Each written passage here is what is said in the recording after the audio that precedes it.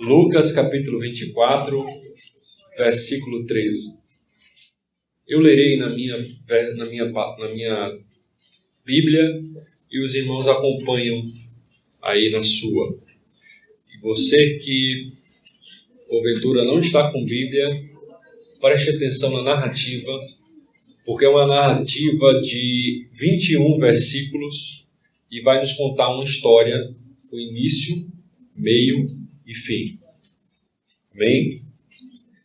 Eis que no mesmo dia iam dois deles para uma aldeia que distava de Jerusalém 60 estádios, cujo nome era Emaús. Dois discípulos. Estamos no domingo da ressurreição. As mulheres que visitaram o túmulo voltaram e anunciaram que Jesus havia ressuscitado. Maria Madalena testemunhou que viu ele. Os discípulos foram até o túmulo, constataram o túmulo vazio, mas mesmo assim, esses dois discípulos, incrédulos quanto ao testemunho das mulheres, resolveram voltar para suas casas, que era em Emaús. E iam falando entre si de tudo aquilo que havia sucedido. Aconteceu que, indo eles falando entre si e fazendo perguntas um ao outro, o mesmo Jesus se aproximou e ia com eles.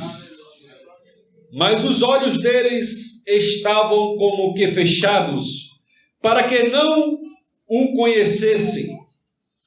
E ele lhes disse: que palavras são essas que caminhando trocais entre vós? E por que estáis tristes? E respondendo um, cujo nome era Cleopas, disse-lhe: és tu peregrino em Jerusalém, e não sabes as coisas que nela têm sucedido nesses dias? E ele lhes perguntou: quais? E eles lhes disseram: as que dizem respeito a Jesus o Nazareno, que foi um profeta poderoso em obras e palavras diante de Deus e de todo o povo. E como os principais dos sacerdotes e os nossos príncipes o entregaram à condenação da morte e o crucificaram, e nós esperávamos que fosse ele o que remisse Israel. Mas agora, com tudo isso, é já hoje o terceiro dia desde que essas coisas aconteceram. É verdade que também algumas mulheres dentre nós nos maravilharam, aos quais de madrugada foram ao sepulcro, e não achando o seu corpo, voltaram dizendo que também tinha visto uma visão de anjos que diziam que ele vive. E alguns dos que estavam conosco foram ao sepulcro e acharam ser assim como as mulheres haviam dito, porém não ouviram. E eles lhes disse: ó nécio e tardio de coração para crer tudo o que os profetas disseram. Porventura não convinha que o Cristo padecesse e essas coisas e entrasse na sua glória? E começando por Moisés e por todos os profetas, explicava-lhes o que dele se achava em todas as Escrituras. Chegaram à aldeia para onde iam, e ele fez como que ia para mais longe. Observe esse detalhe da narrativa. A aldeia de Emaús dista de Jerusalém 12 quilômetros. E após uma jornada aí de caminhada, vamos dizer aí umas 3, 4 horas de caminhada, a noite caiu e os discípulos saíram da estrada principal em caminho da sua cidade de Emaús. Só que Jesus estava acompanhando ele, fez como que ia adiante na estrada principal.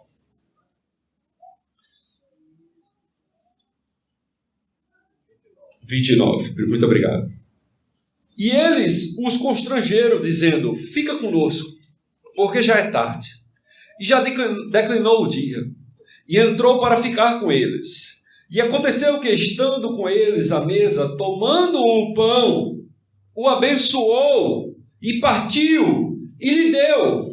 Abriram-se os olhos, e conheceram e ele desapareceu-lhes. Disseram um para o outro: porventura não ardia em nós o nosso coração, quando pelo caminho nos falava, e quando ele nos abria as Escrituras, e na mesma hora, levantando-se, voltaram para Jerusalém, e acharam congregado os 11, e os que estavam com eles, os quais diziam: ressuscitou, verdadeiramente, o Senhor já apareceu a Simão. Aleluia.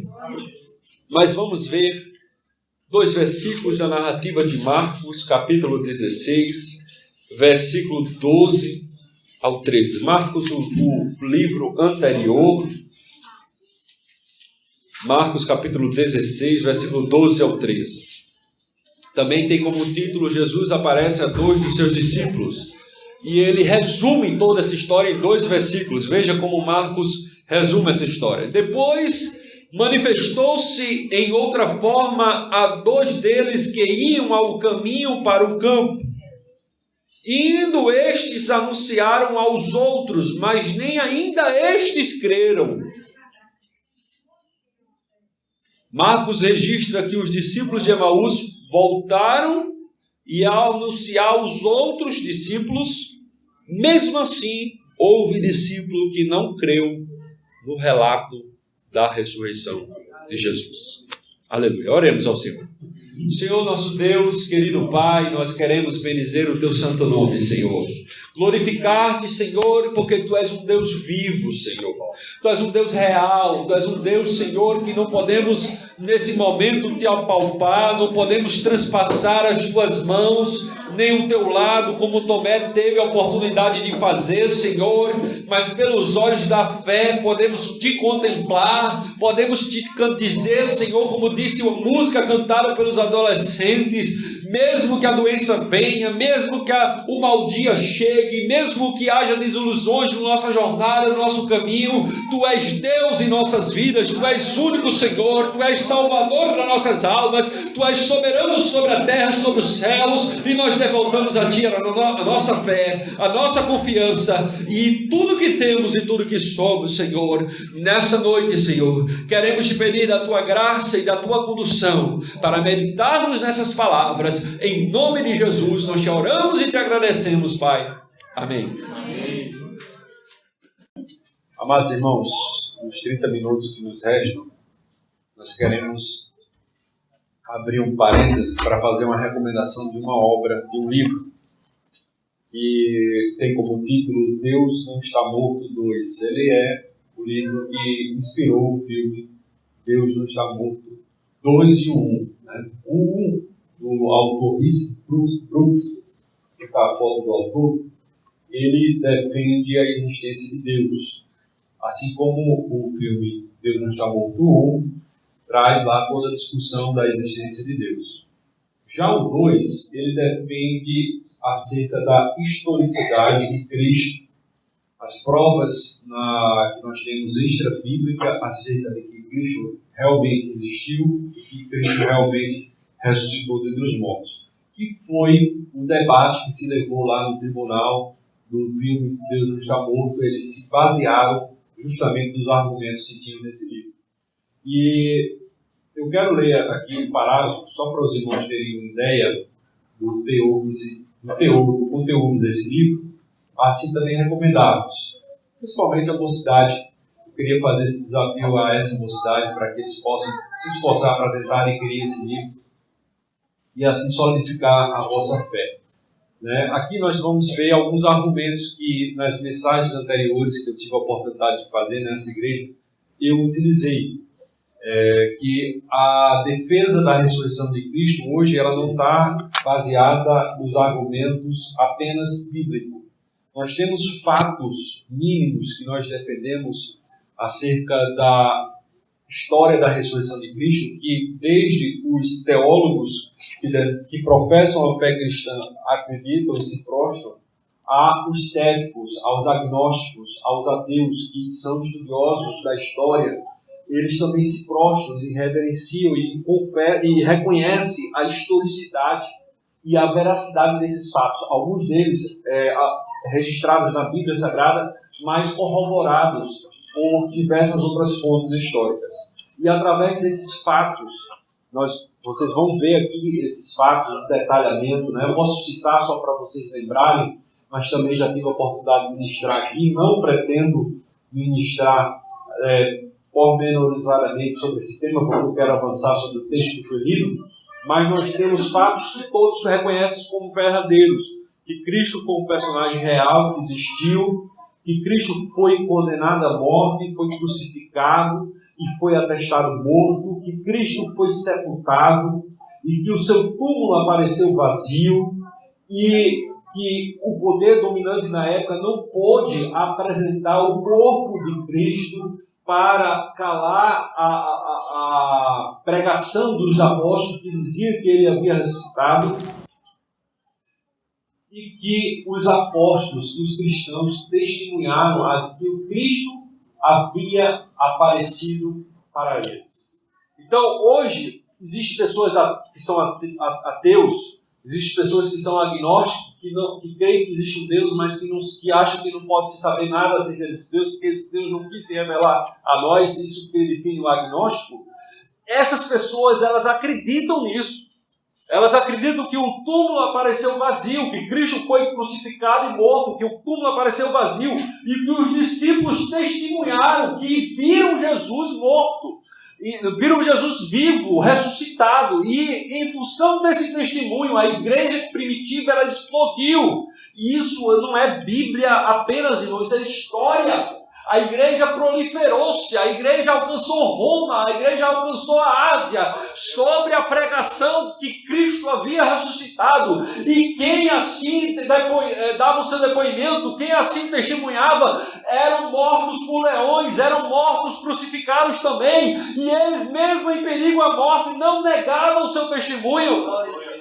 E em meio a esses fatos mínimos, existem teorias céticas. Teorias que tentam explicar, trazer alguma hipótese para que explique esse fato.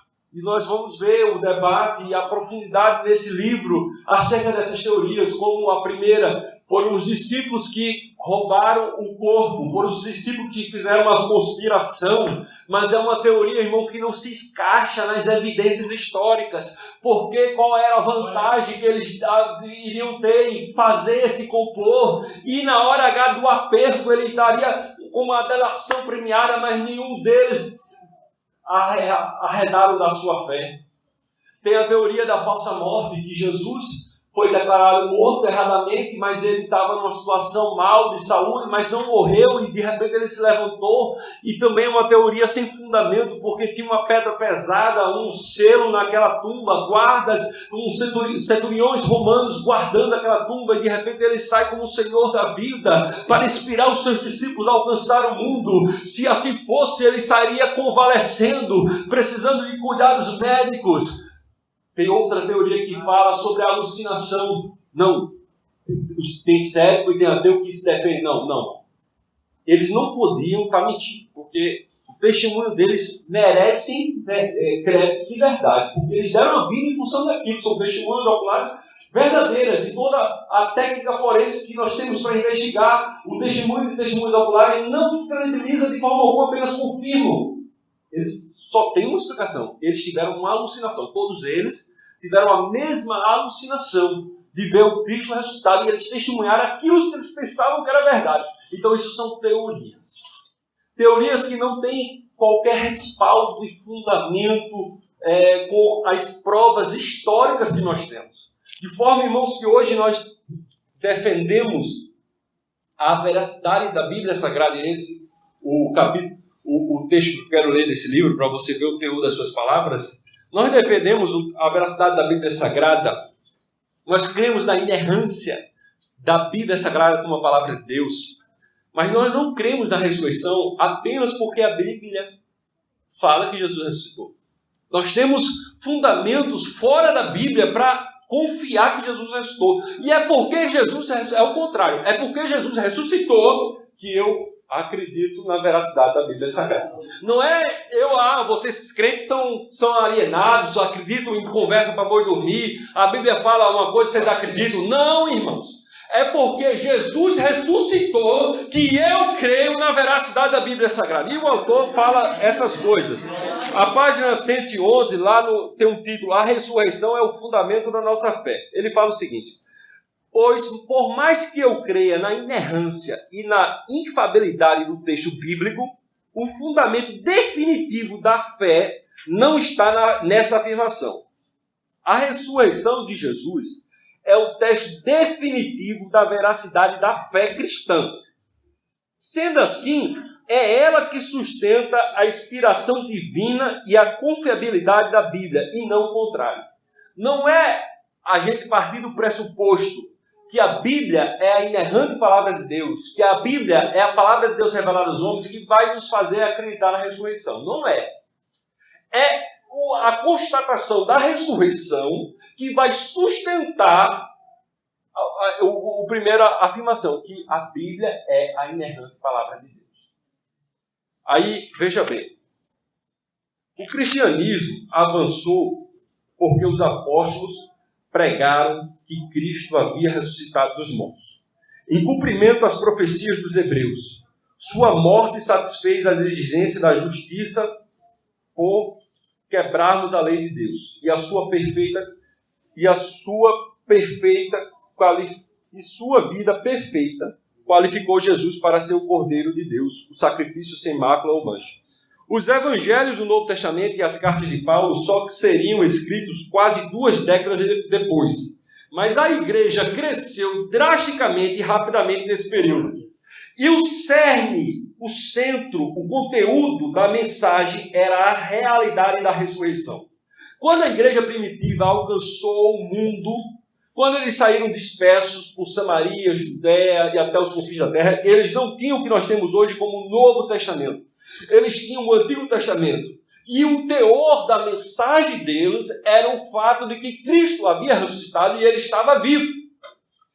O cerne da mensagem era a realidade da ressurreição. Embora seja uma tarefa necessária e nobre, defender a autoridade da Escritura, defender a autoridade do Novo Testamento, não devemos ir além do que ela própria diz sobre o conteúdo da apresentação central do Evangelho. O Evangelho cresceu, a igreja primitiva apresentava o Evangelho centrado em cima da ressurreição. Aleluia. O último parágrafo. No Ocidente, aqui onde nós vivemos, a mensagem predominante é a graça e o amor de Deus.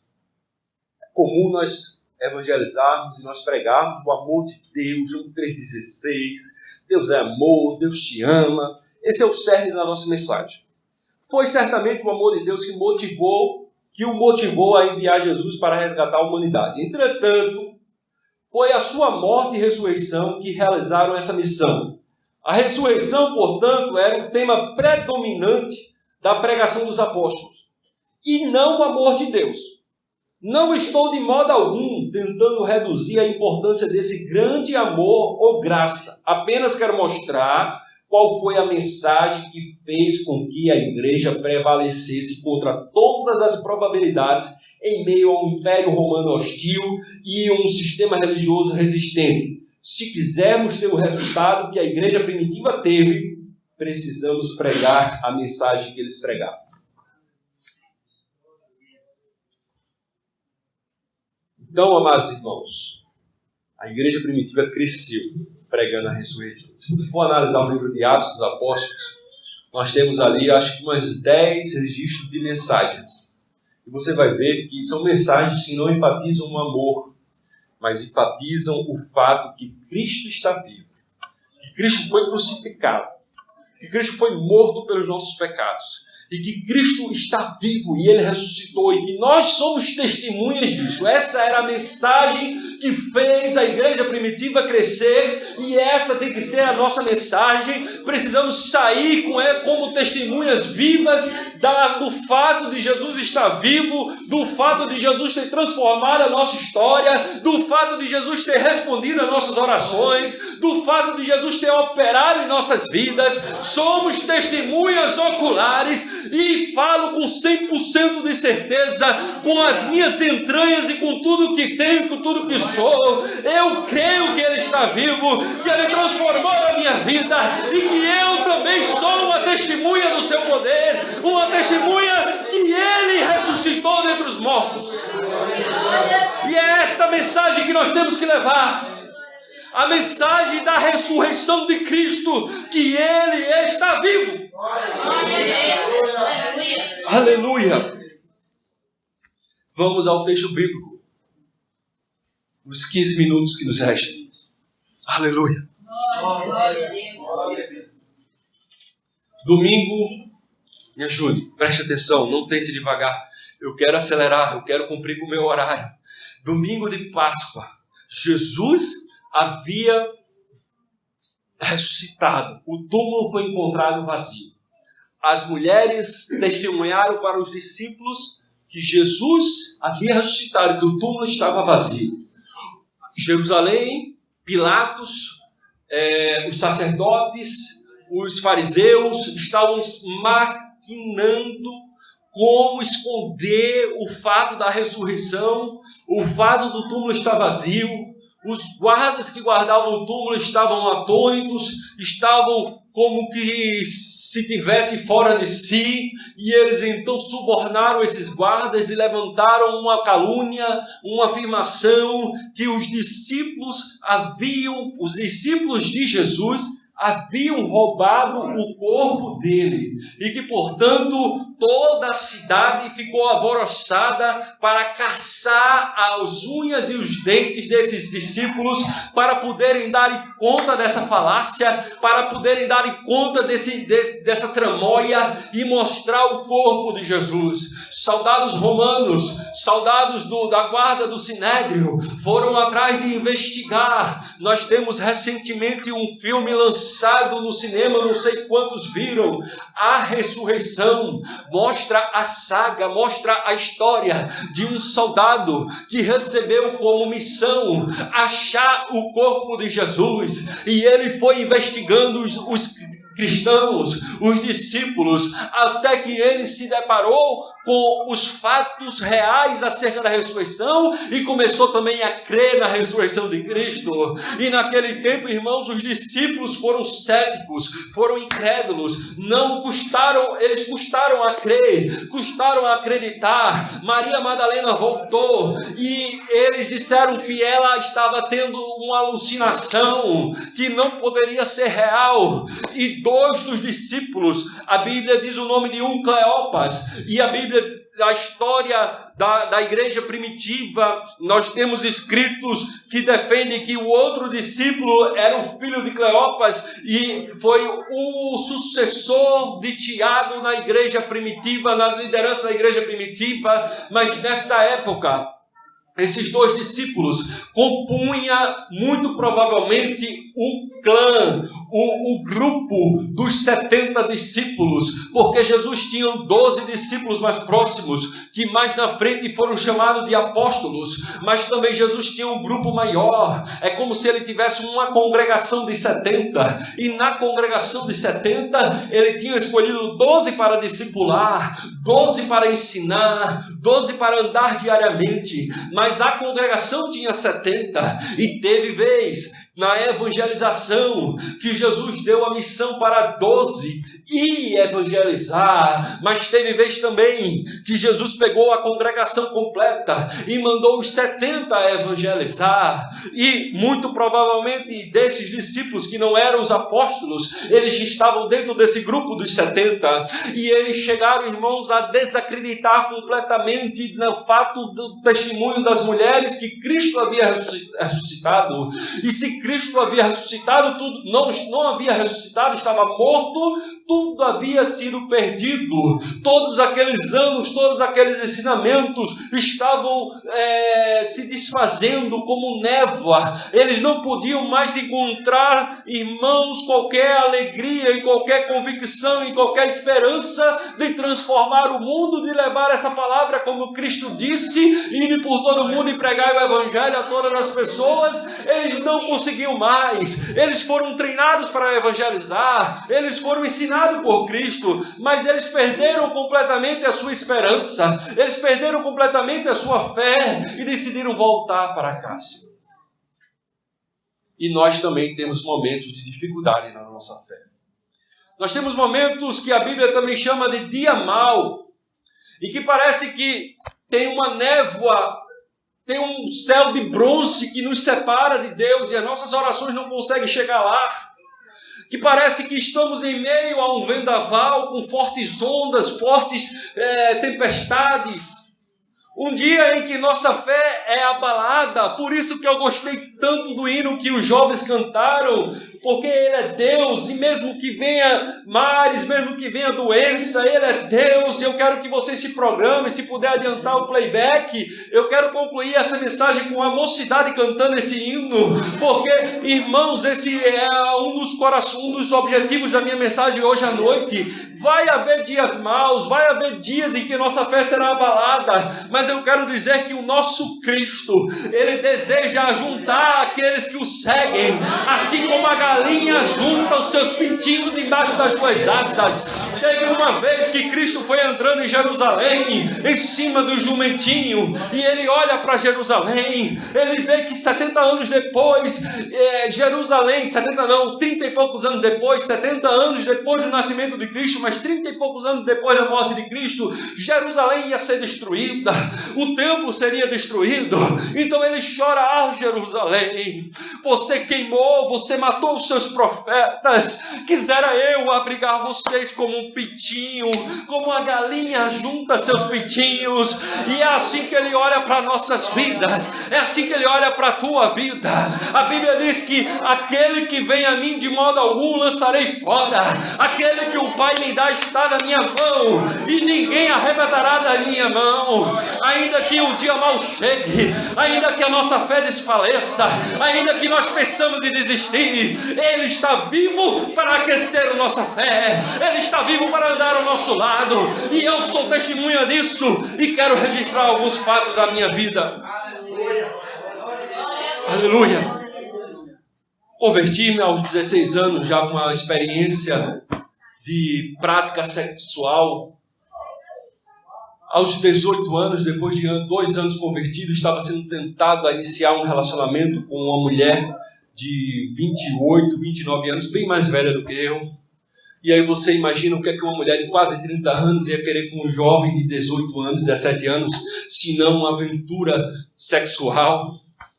E os amigos na escola dizendo: rapaz, deixa de ser besta, tu está perdendo teu tempo, tu és jovem, vai curtir tua vida. E aquilo foi entrando como um cupim, comendo, remoendo por dentro. E teve um dia, irmãos, que eu disse assim, eu saí da minha casa e eu fui em direção ao local que eu tinha um convívio social com aquela pessoa, e eu estava me desvencilhando, e eu disse assim: não aguento mais, vou iniciar esse relacionamento. Eu estou 2 anos sendo crente, mas eu não aguento, eu vou lá. E eu fui, irmãos, eu fui lá. Só que naquele dia Deus livrou-me, não deixando aquela mulher ir para aquele ambiente. E eu voltei para casa frustrado, decepcionado. E meu irmão foi para o culto de oração e disse: você não vai ficar aí. Eu já dei testemunho aqui que quando eu me converti, meu irmão foi junto. Quando a gente se desviou, o outro foi, e um ajudava o outro. E meu irmão disse: você vai comigo. E eu fui para o culto de oração. Oh, irmãos, quando eu cheguei no culto de oração, eu tive a prova real que Jesus está vivo, que Jesus ressuscitou, que Ele se importa comigo, que Ele foi ao caminho de Emaús buscar a minha vida. E quando eu estava ali, o pastor pregou a palavra, veio ao meu coração. Eu vim na frente para receber a oração juntamente com muitos irmãos. O pastor da igreja botou a mão na minha cabeça, começou a falar em línguas e interpretar, e disse: meu servo, hoje foi aberto diante diante de ti uma porta do inferno para tragar a tua vida. Eu sei que tu caminhasse para ela, mas eu te livrei para te trazer aqui e para te dizer que eu te amo. Escolhe a vida que eu tenho para te dar, que eu te amo. As portas estão abertas. E eu não resisti, irmãos, a esse amor, a esse Cristo que foi me buscar na estrada de Emaús. Aleluia! Certa vez, irmãos, eu hoje sou funcionário público, um alto cargo, que quando se abre concurso público, 10 vagas, 5 vagas, e vem pessoas do Rio Grande do Sul, de São Paulo, do norte, de todas as regiões do estado. E eu tinha um emprego, sustentava a minha família, já era casado, tinha um filho, e trabalhava e estudava para esse concurso. Minha renda nesse emprego era pequena, dependia do complemento financeiro todos os meses dos meus pais para pagar aluguel. E eu defini uma estratégia para alcançar esse sonho de me tornar chegar nesse cargo. E, irmãos, teve um fato que me frustrou. Eu esperava uma coisa e não aconteceu.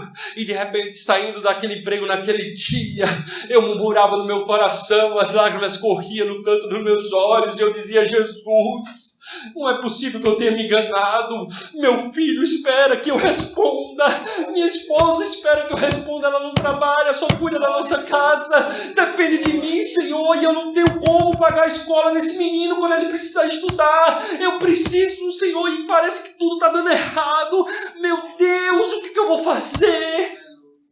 Então, naquele trabalho tinha um servente, e ele estava lavando, varrendo o chão, e ele não viu eu chorar, mas de longe ele disse: varão, Deus manda te dizer que não é momento de você chorar, não é momento de você murmurar. Deus me traz a memória do povo de Israel em meio ao Mar Vermelho, em que a palavra de Deus veio a Moisés e disse: é tempo de marchar, não pare, marche, que Deus está contigo, vai acontecer, você está certo, Deus vai te dar essa vitória.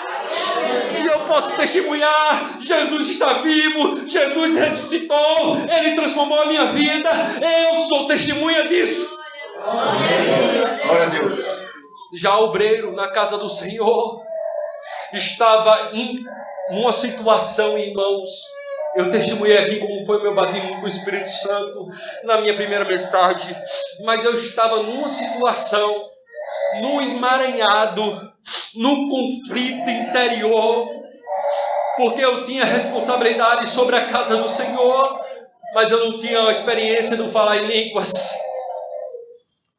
E minha idoneidade, minha capacidade para aquela função estava sendo posta em xeque. Aleluia! E eu cheguei para Deus sem aguentar mais. Não estava querendo desistir da fé, mas eu estava querendo entregar tudo que eu tinha na casa do Senhor. E eu disse: Deus, se o Senhor não me visitar com falar em línguas, eu não vou suportar. Se o Senhor não me batizar com o Espírito Santo, eu não vou suportar, eu vou entregar tudo. Porque, além do conflito que eu estou vivendo dentro de mim, as pessoas estão também me descredibilizando por esse fato. E eu não vou suportar. E mais uma vez, irmãos, eu estava no caminho de Emaús e Jesus veio ao meu encontro e não passou 24 horas e me visitou com o batismo com o Espírito Santo, com o falar em línguas para a glória do seu nome. E hoje posso dizer com convicção: Jesus está vivo, Jesus ressuscitou, Jesus cura, Jesus batiza com o Espírito Santo. Ele é o Cordeiro que João anunciou, Ele é aquele que batizará com fogo, com o Espírito Santo de Deus. Aleluia! Glória a Deus.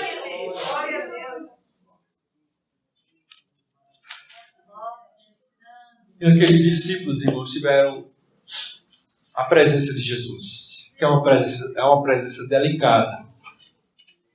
E Jesus foi ali apresentando os textos bíblicos que mostravam que ele não veio para reinar. Ele viria como cordeiro, e como cordeiro ele precisava morrer em expiação pelos nossos pecados. mas que ele mesmo havia dito que iria ressuscitar ao terceiro dia.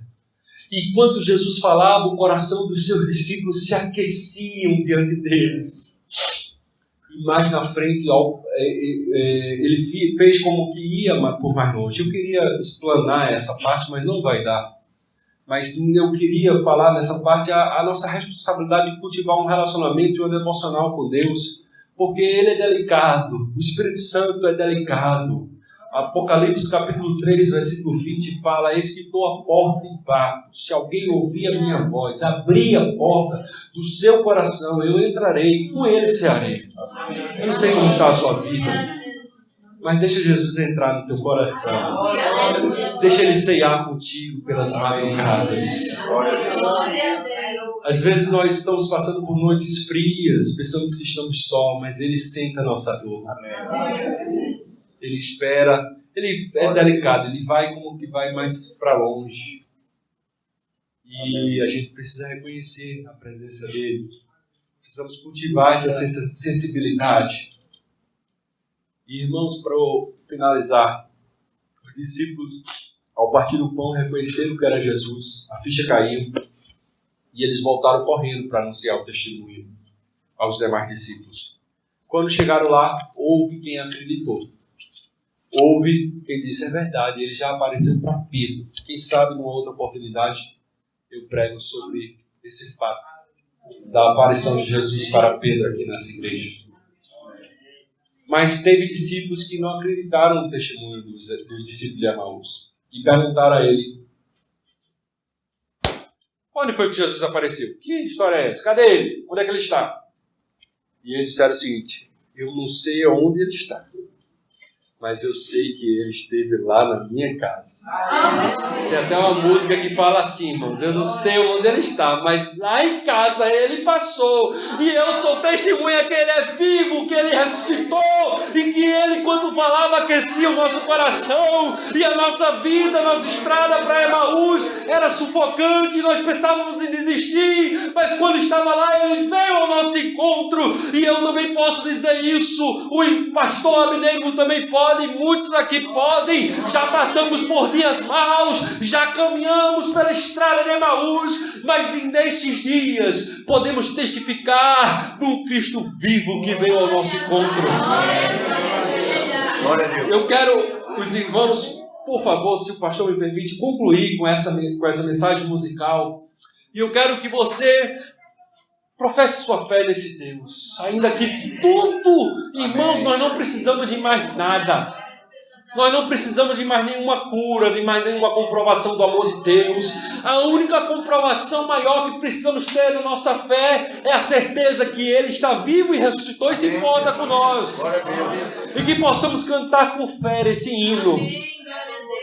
Ele é Deus. Possa acontecer o que for. Jesus Cristo é Deus. Ele ressuscitou. Ele ressuscitou. Cantemos ao Senhor. Glória a Deus. Aleluia.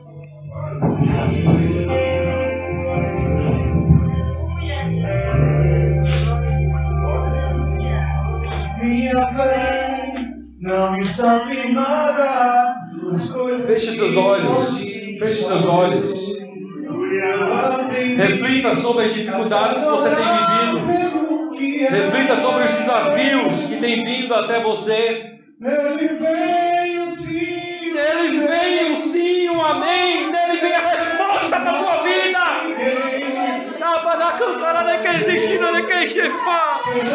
Aleluia.